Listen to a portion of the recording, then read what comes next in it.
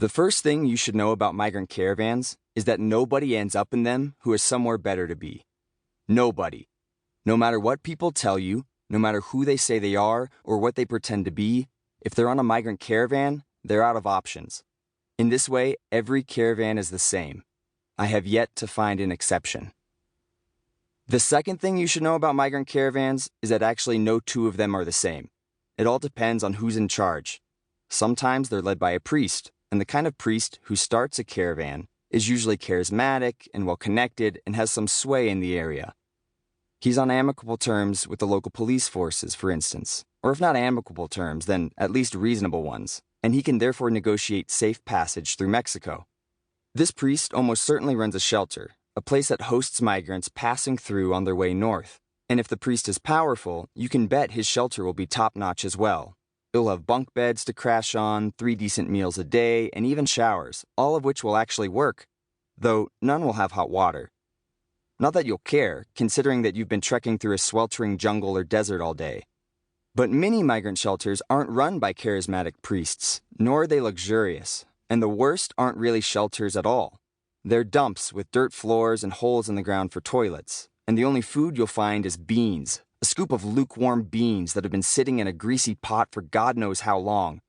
Obviously, you want to end up in one of the better shelters, but when you're from another country, sometimes it's hard to know which shelter will be good and which will be bad. Sometimes you'll travel to where someone said a shelter would be, and its doors are locked. Nobody home.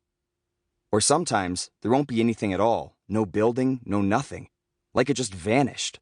Or maybe the person who told you about it was lying. Maybe they were just screwing with you. Or maybe they wanted you to die. This brings me to the third thing you should know about migrant caravans. And really, this is directly related to the first thing and indirectly to the second. You can't trust anybody you meet on a migrant caravan. The kinds of people you encounter on caravans are sad and desperate characters who probably gave you a fake name. They are not your confidants. Never offer up any personal information, especially in regard to where you're traveling. And definitely do not show them where you've stashed your money, even though everyone already knows it's in your underwear. It's always in your underwear.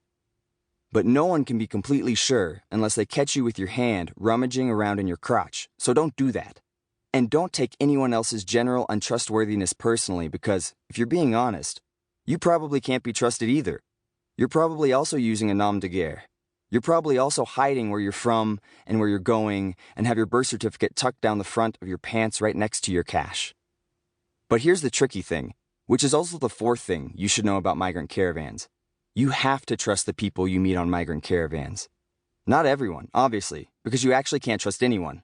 Caravans are full of thieves, or at least degenerates, drug users, drug smugglers, drug dealers, sex predators and sex pests and pedophiles, murderers, or people who openly boast about murdering, which is not the same thing, as well as attempted murderers, who are less likely to exaggerate their botched attempts and are, therefore, somewhat more credible.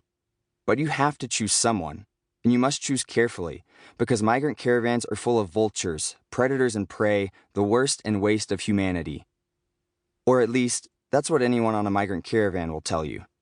But, as I just said, you can't trust what people tell you on a migrant caravan. And yet you have to, because you are running for your life.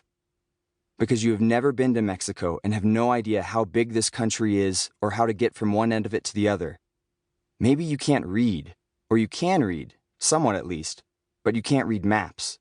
Or you can read maps and books just fine, but none of that seems to matter anymore, because you need to travel from where you are, in southern Mexico, to the U.S. border, and ahead of you lie 2,000 miles of some of the most hostile terrain on the planet. Thick jungle, sweltering swamps, barren deserts, poisoned rivers.